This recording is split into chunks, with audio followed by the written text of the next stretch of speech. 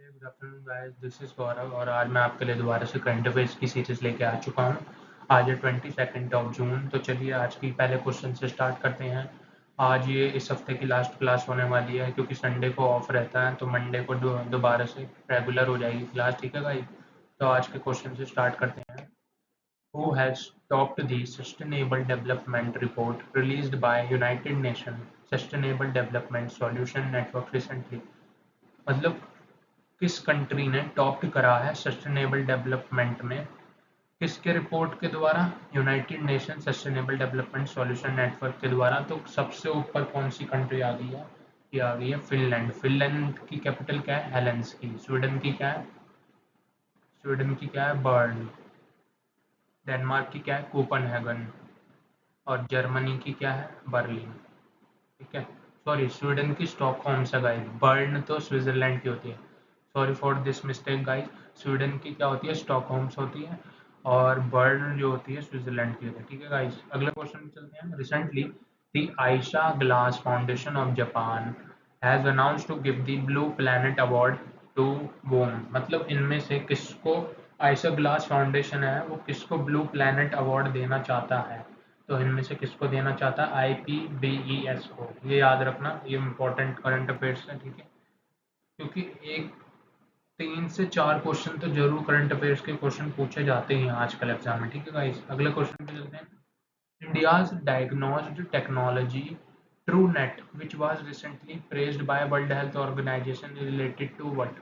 मतलब अभी हाल ही में WHO के द्वारा ये ऑर्गेनाइज करी गई थी। ये डायग्नोस टेक्नोलॉजी है ट्रू नेट। तो ये किस चीज़ को डायग्नोस करेगी? मतलब कौन सी डिजीज़ को डायग्नोस करेगी? ये करेगी ट्यूबरकुलोसिस को। ट्यूबरकुलोसिस किससे होता है? आपको पता है, बैक्टीरियम से होता है। बैक्टीरिया माइक्रोबैक्टीरियम से होता है। ठीक है, बैक्टीरियम एक एक बैक्टीरिया, और बैक्टीरिया हो जाता है एक प्लूरल फॉर्म। ठीक है, एक चीज़ और बता दूं, वर्ल्ड हेल्थ ऑर्गेनाइजेशन की स्थापना कब हुई थी?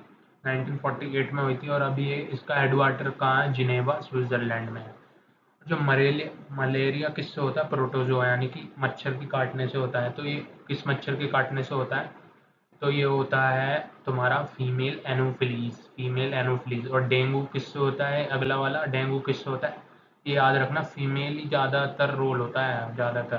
ठीक है, डेंगू क्या होता है? एडीज इजिप्टी नाम का एक मॉस्किटो होता है जो डेंगू का कारण बनता है। ठीक है, हेपेटाइटिस आपको पता ही होगा।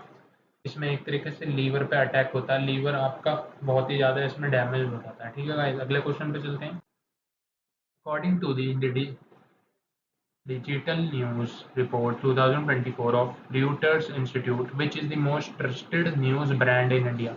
मतलब इस डिजिटल न्यूज़ रिपोर्ट के अकॉर्डिंग सबसे मोस्ट ट्रस्टेड न्यूज़ ब्रांड कौन सा है इंडिया का? तो AIR न्यूज़। ठीक है, AIR न्यूज़। ठीक है गाइस, ये याद रखना, ये भी इंपॉर्टेंट है। अगले क्वेश्चन पे चलते हैं।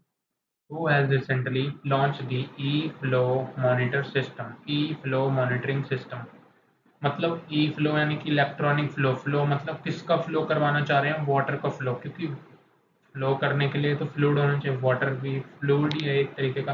तो ये किसके द्वारा शुरू करा गया है? तो ये करा गया है जल शक्ति मिनिस्ट्री के द्वारा। ठीक है गाइस, अगले क्वेश्चन पे चलते हैं।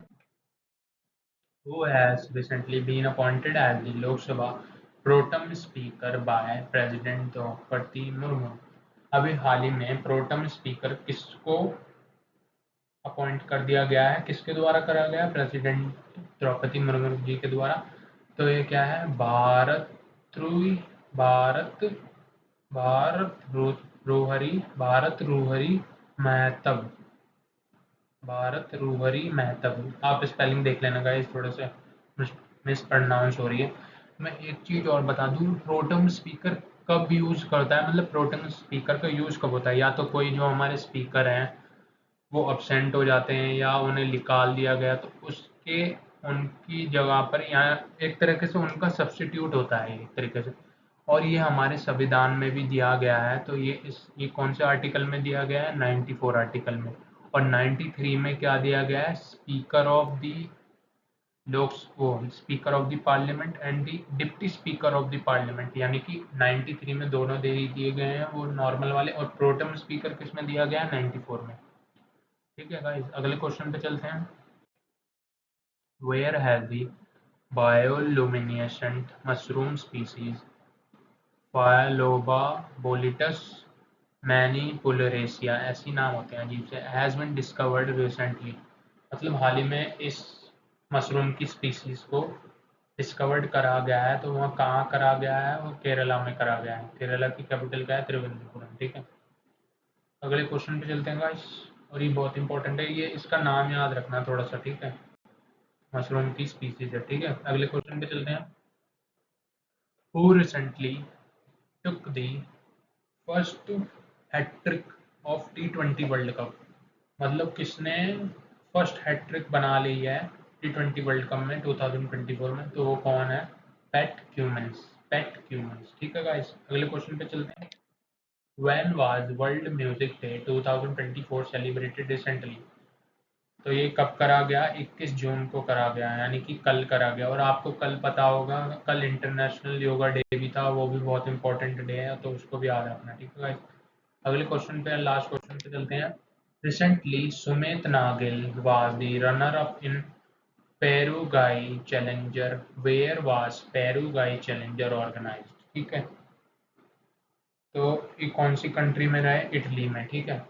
गाइस, मैं एक चीज़ स्पोर्ट्स से और बताना चाहता हूँ। आपको पता होगा पेरिस ओलंपिक्स के लिए वो हो रहे थे, मतलब एक तरीके से उनको आप उसमें पार्टिसिपेट करने के लिए सब अपने स्पोर्ट्स पर्सन वो ट्राई कर रहे हैं। तो सबसे पहली जो वुमेन बन चुकी थी इंडिया की, जो जिन्होंने उसके अंदर अपॉइंट हो चुकी हैं, मतलब एक तरीके से पार्टिसिपेट करने के लिए उन्होंने दिया होगा, तो वो कौन सी बन गई हैं? मीराबाई चानू, आपको पता होगा, वेट लिफ्टर है। फिर उसके बाद जो फर्स्ट मैन आए तो वो थे अमन शेरावत, तो ये रेसलिंग से रिलेटेड है। फिर उसके बाद एक और पर्सन आए थे निशांत देव, तो वो थे बॉक्सर। तो ये तीनों नाम याद रखना आप जरूर, ठीक है गाइस, ये बहुत इंपॉर्टेंट हो जाते हैं, ठीक है गाइस।